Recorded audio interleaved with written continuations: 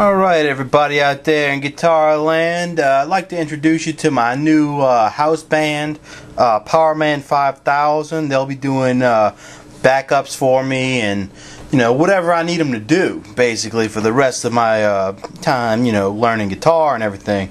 So, I just wanted to let you know. I mean, I don't know all their names. I think that guy right there in the middle, that one right about there, I believe his name is Spider something. He's Rob Zombie's little brother, something like that. Those other guys, they may not even be in the band anymore. But anyway, that's the backup band, and they'll keep it rocking as long as I let them.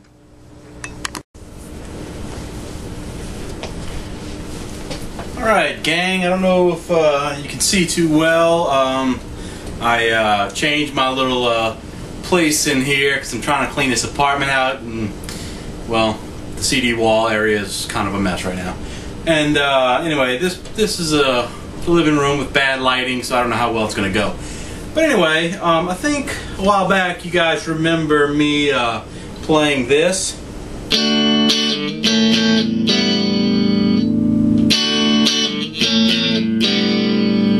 We found out that was Do Ya by Electric Light Orchestra, ELO as they were known by. Well, today I went out and I was going to a few pawn shops just to price guitars to see if the rumor is true that guitars are cheaper at a pawn shop than they are like at Guitar Center or whatever. Well, I gotta tell you, at least in Metairie, Louisiana, that is untrue. You got crappy guitars that are like missing pieces and things are broken, and they're selling them for more than you could buy them at Guitar Center. So be careful if you're out there looking for a guitar around this area, because you might get ripped off. I saw a guitar at Guitar Center, and it was $100. It was a BC Rich guitar. I don't know what style, but it's kind of got like these points that shoot out on all four sides. They wanted $99 for it used at Guitar Center.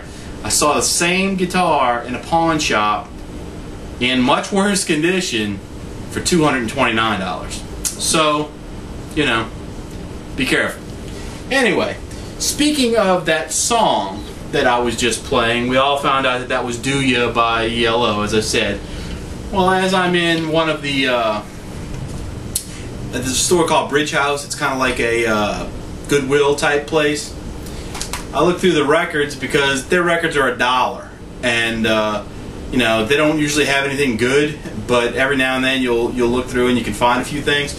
Well, what do I come across but ELO, a New World record featuring Do Ya. Had to get it. Couldn't pass it up. Now I own a legit copy of that song. Also, since I was there, I found a couple Bruce Springsteen records. Hey, check it out. The Boss's Butt. I'm not into it, but whatever. Elton John. Everybody loves Elton John. I mostly got it because there's a song on here called Honky Cat. Honky's the funniest word I've ever heard. So, anyway, that's that. The Romantics, In Heat. I got this on CD. Don't know why I bought it. Oh, that's the one I already had. No, that's ELO. And the Lost Boys soundtrack, which everyone said was awesome back in the day. And I listened to the first side of it just for the 2 NXS songs. And they did those with Jimmy Barnes, whoever that is. And they weren't that great, so whatever. That was $6 I wasted today. And I have some friends that'll probably tell me that, I shouldn't have been doing that, but whatever. Anyway, what it all comes down to is this. A few weeks ago, intern where I work named Emily Stanford suggested I watch a movie called It Might Get Loud. And it took me a while to get around to watching it, but it's on Netflix. And the movie is, it's got Jimmy Page from Led Zeppelin, The Edge from U2 and Jack White from the White Stripes and Raconteurs, and I didn't know what to think of it, but it's really pretty awesome. It kind of takes you back into the history of each of their bands a little bit, and it kind of tells you how they all started playing guitar and different things. Jack White is he's a strange cat, but I like him, so I got to get some of their albums. I've always wanted to buy the White Stripe stuff, but never got around to it. So anyway, I'm watching this video, and they all meet up. I think it was in New York somewhere, and they sit around and they tell them their stories and whatever, and they all play songs. Now, these three guys are really good guitar players, and you know, Jimmy Page is Led Zeppelin. You know, can't go wrong with that. But you know, The Edge has always been one of my favorite guitar players, and I didn't think Jack White was as good as he is, but he's good. But they would play some of their songs, like their hit songs, and the other two guys would sit there and just watch them, and then all of a sudden be able to just immediately play it. And I was like, God, I gotta get that good someday. Haven't got that good yet, and you know, but anyway. So anyway, this whole video that Emily suggested I watch led up to me buying something new, and it was this, which you may or may not be able to see very well. I can't see the camera too good because I got it far away. This is a slide, and they played a song, and I don't remember which song it was. I think it was a blues song, but they all had a slide on their finger, and I thought, well, that's kind of weird, you know, because you know, a lot of country guys play that, and you know, I guess blues guys do too, and you know, Led Zeppelin based in blues, I guess.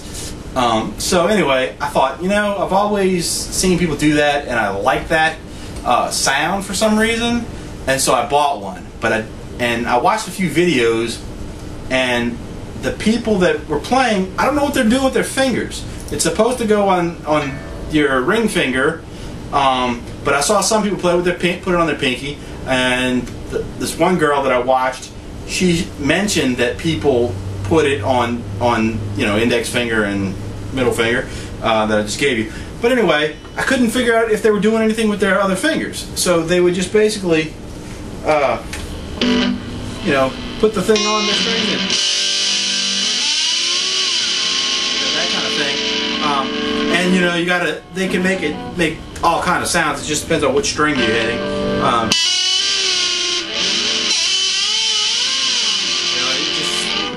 A lot of different, and I've been playing with it for the last 2 days, and I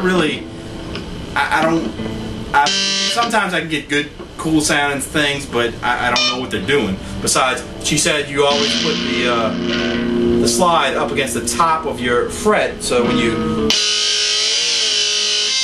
things like that, it sounds better when you stay at the top.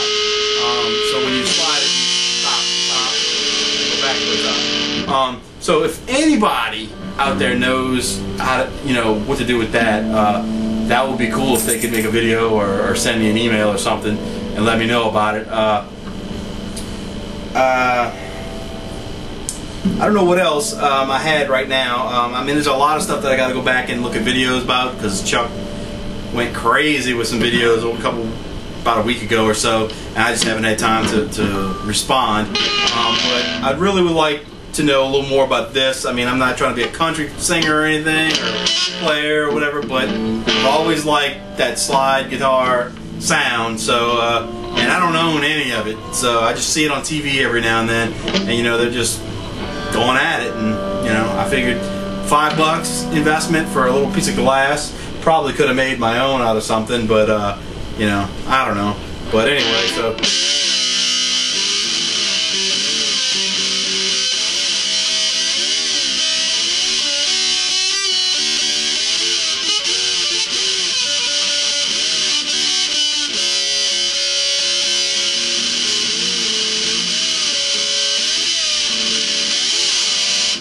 that kind of stuff.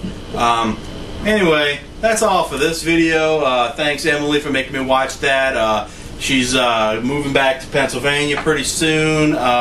She's You know, she's kind of cute and everything, so those little Amish boys better get off their wagons or whatever they drive around in and treat her right. It's been good to have her with us this summer working in a bad place. And that's it till next time. Later.